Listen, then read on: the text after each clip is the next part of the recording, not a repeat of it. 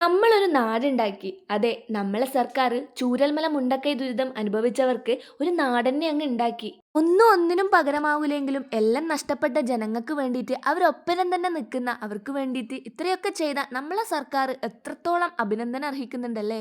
നമ്മളിവിടെ വരുന്നതിന് മുന്നേ നമ്മളെ സർക്കാരിനെ പറ്റിയും സർക്കാരിൻ്റെ പ്രവർത്തനങ്ങളെ പറ്റിയും കെട്ടിച്ചമച്ച എത്ര എത്ര കഥകൾ കേട്ടു. ഇവിടെ വന്ന് ഇതെല്ലാം കണ്ടതിന് ശേഷമാണ് അത് വെറും കെട്ടിച്ചമച്ച കെട്ടുകഥകളായിട്ട് മാത്രം കണ്ടാൽ മതി എന്ന് നമുക്ക് മനസ്സിലാവുക. ഏകദേശം പണികളെല്ലാം പൂർത്തിയായെങ്കിലും ബാക്കി പണികൾ ഉടനെ തീർക്കാൻ വേണ്ടിയിട്ട് ULCCൻ്റെ വർക്കേഴ്സ് എത്രയും ആത്മാർത്ഥമായിട്ടാണ് അവിടെ പണിയെടുക്കുന്നതെന്ന് നമുക്ക് കാണുമ്പോൾ തന്നെ മനസ്സിലാക്കാൻ പറ്റും. ശരിക്കും ഈ ഒരു പ്രൊജക്റ്റിന് നമ്മളെ സർക്കാരിനും ULCCക്കും എത്ര നന്ദി പറഞ്ഞിട്ടുണ്ടെങ്കിലും മതിയാവില്ല. നല്ല വെയിലുണ്ടായിനെങ്കിലും അത് ചുറ്റിക്കാണാൻ ഒരു മടുപ്പും എനിക്ക് ഉണ്ടായിട്ടില്ല. ഇത് കാണാനുള്ള ആഗ്രഹത്തോടു കൂടി തന്നെയാണ് ഞങ്ങൾ രണ്ടാളും അവിടെ വന്നിട്ടുണ്ടായത്. 5 സോണിലായിട്ട് 400-ലധികം വീടുകളും ഹോസ്പിറ്റലും സ്കൂളും മറ്റ് കടകളും എല്ലാം അവിടെ പ്രവർത്തിക്കുന്നുണ്ട് എന്നാണ് ULCCൻ്റെ സ്റ്റാഫിനോട് ചോദിച്ചപ്പോൾ മനസ്സിലാക്കാൻ പറ്റിയത്. കൽപ്പറ്റ ബൈപ്പാസിന് മുട്ടി തന്നെയാണ് ഈ ടൗൺഷിപ്പ് നിലനിൽക്കുന്നുണ്ടായിന്. ഇതെല്ലാം കറങ്ങി കണ്ടതിന് ശേഷം മുഖ്യമന്ത്രി ഉദ്ഘാടനം ചെയ്ത വീട് കയറി കാണാൻ വേണ്ടിയിട്ട് അവിടെ അവസരം ഒരുക്കിയിട്ടുണ്ടായിന്. ആ വീടും ഞങ്ങൾ കയറി കണ്ടിട്ടുണ്ട്. ഈ വീടിൻ്റെ പണി പൂർണ്ണമായിട്ടും തീർന്നിട്ടുണ്ടായിന്.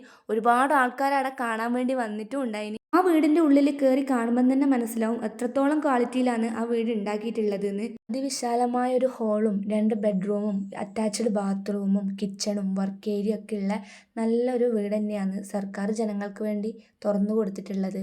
വീടിൻ്റെ പുറത്തേക്കൂടിയാണ് മുകളിലേക്ക് കയറാനുള്ള സ്റ്റെയറിൻ്റെ സൗകര്യങ്ങൾ ഒരുക്കിയിട്ടുള്ളത്. ഭാവിയിൽ ഹോം സ്റ്റേ സൗകര്യങ്ങൾ ഉണ്ടാക്കാൻ താല്പര്യമുള്ളവർക്ക് അതിന് ഉതകുന്ന തരത്തിലാണ് വീട് പണി കഴിപ്പിച്ചിട്ടുള്ളത്. വൈദ്യുതിൻ്റെ ആവശ്യത്തിനായിട്ട് സോളാർ പാനലുകൾ സ്ഥാപിച്ചിട്ടുണ്ട്. ഇവിടെ വന്ന ഒരാൾ പറയുന്നുണ്ട് 2 ആഴ്ച മുന്നേ വന്നപ്പോൾ ഇത്രയും പണി കഴിഞ്ഞിട്ടുണ്ടായിട്ടില്ല, അത്ര പെട്ടെന്നാണ് പണിയെല്ലാം പുരോഗമിക്കുന്നതെന്ന്.